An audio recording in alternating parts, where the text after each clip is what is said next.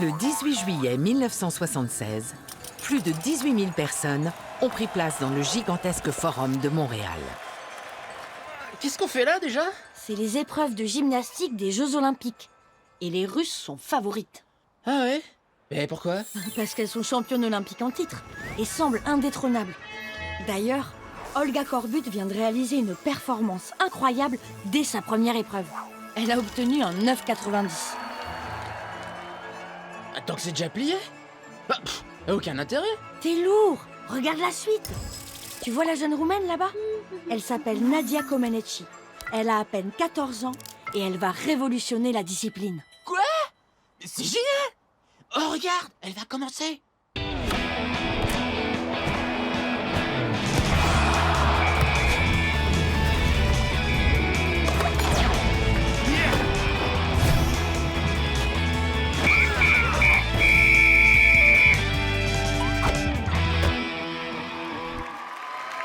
Une performance époustouflante de la Roumaine Nadia Comaneci. L'athlète salue le jury et va rejoindre ses coéquipières. Ouais, pas mal. Je lui mettrais bien un 6,5. T'es sérieux? Le stade entier retient son souffle. Tout le monde attend la note. Attends, on dirait qu'il y a un souci. Regarde, la juge responsable de l'affichage a l'air de paniquer. La juge attend que la direction de la compétition lui confirme ce qu'elle doit afficher. Parce que ce n'est pas habituel.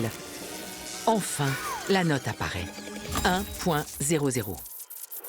Nadia ne comprend pas ce qui se passe. La stupeur envahit les gradins. Soudain, c'est l'explosion de joie. Tout le monde comprend que c'est un 10, la note parfaite, le sans faute historique. C'est la première fois dans l'histoire des Jeux qu'une gymnaste réalise un tel exploit. Nadia Comaneci devient instantanément une vedette mondiale. J'ai rien capté. Qu'est-ce qui s'est passé? C'est le système informatique qui est en cause. Il n'était pas programmé pour afficher 2 chiffres avant la virgule.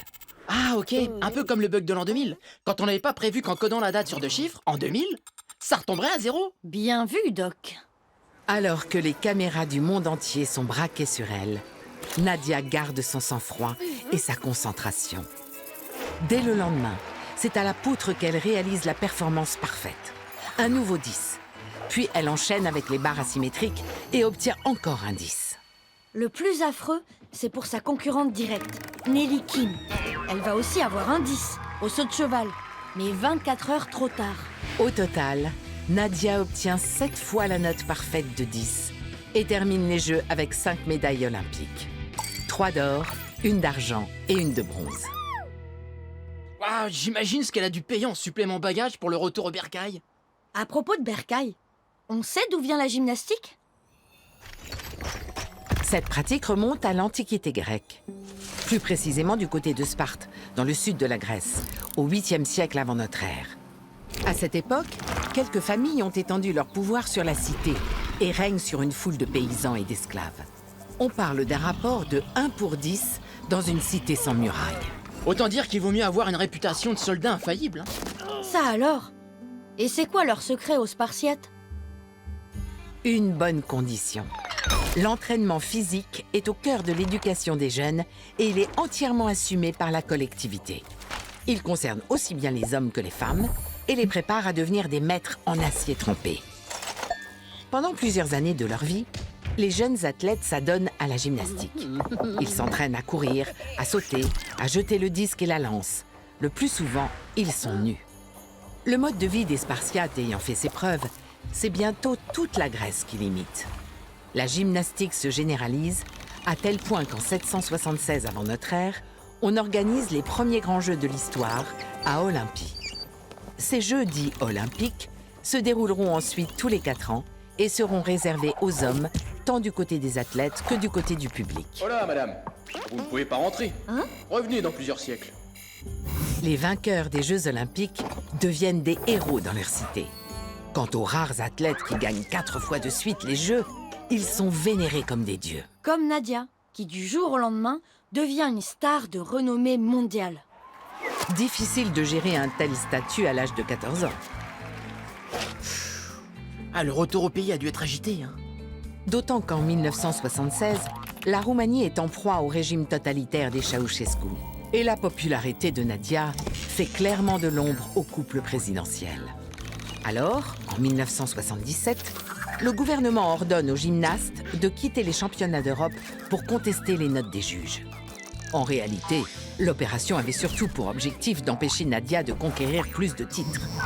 Peu de temps après, la Fédération roumaine de gymnastique impose à Nadia de changer d'entraîneur, ce qui affaiblit d'autant la jeune gymnaste.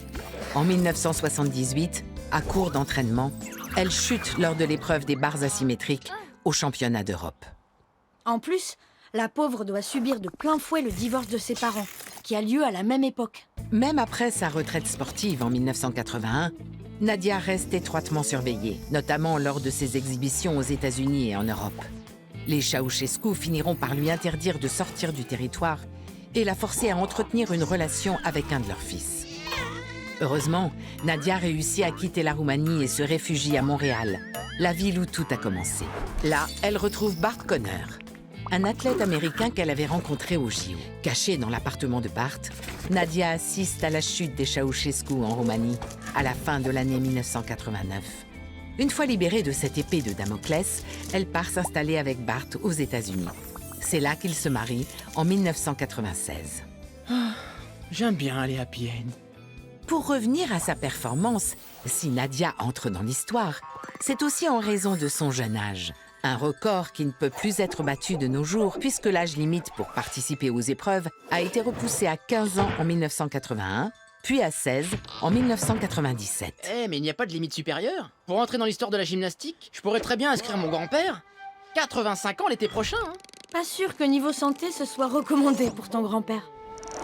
Ni pour Nadia. Le 18 octobre 1983, un rapport adopté par l'Académie nationale de médecine alerte sur l'entraînement sportif intensif et précoce et ses risques sur la santé. Maladies cardiovasculaires, troubles moteurs ou endocriniens, le rapport est cinglant et tacle les considérations d'ordre politique, social ou économique qui sacrifient des jeunes gens en dépit de toute considération pour les éventuelles séquelles. Oh bah dis donc, on dirait un rapport sur les conditions de vie dans un goulag sous Staline. En 1995, au championnat d'Europe, la Française Élodie Lussac se blesse gravement au dos. Mais ses entraîneurs décident de la maintenir en compétition à l'aide de plusieurs piqûres d'anti-inflammatoires. La presse souligne le courage de la gymnaste. Mais en réalité, cet épisode marque le début d'un long calvaire pour elle. Ouais, j'ai la liste sous les yeux. Spondylolyse de l'isthme qui relie la 4e et la 5e vertèbre lombaire, plâtre, corset et surtout une très longue rééducation. En 2001, Élodie Lussac est devenue docteure en médecine et elle sort de son silence après un procès gagné contre la fédération. Nous étions des pions. S'il y avait un peu de casse, ce n'était pas grave du moment qu'on décrochait une médaille. L'entraînement intensif dans l'enfance n'est pas compatible avec la santé. Qu'on cesse de se voiler la face. Je suis loin d'être une exception. En 2004, 3 professeurs de l'hôpital des enfants de la Timone à Marseille énumèrent les dangers de la pratique sportive et n'hésitent pas à parler de maltraitance infantile.